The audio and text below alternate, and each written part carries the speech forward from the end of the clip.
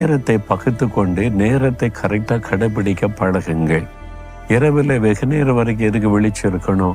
நிறைய பேர் அதிகாலை எழும்ப முடியல, ராத்திரி படுக்க 1 மணி 2 மணின்றாங்க. அவ்வளவு நேரம் என்ன பண்றீங்க?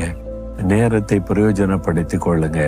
சும்மா நேரத்தை வீணாக்கிறபடி சீக்கிரமா படுக்க போனா அதிகாலையில் எழுப்பி ஜெபிக்க முடியும், துதிக்க முடியும். அந்த நாள் முழுவதும் உங்களுக்கு சந்தோஷமா இருக்கும். அதனால நீங்க யாரா இருந்தாலும் உங்களுடைய நேரத்தை நீங்க பகுத்து உங்க நேரத்தை கரெக்டா கடைபிடிக்க உங்களை அர்ப்பணித்துக் கொள்ளுங்க. அப்ப ஆண்டவரும் உங்களை ஆசீர்வதிப்பார்.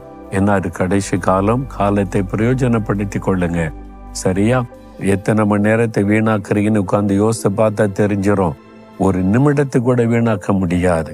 1 நிமிஷம் கிடைப்பது இன்னைக்கு பெரிய விஷயமா இருக்கிறாரு.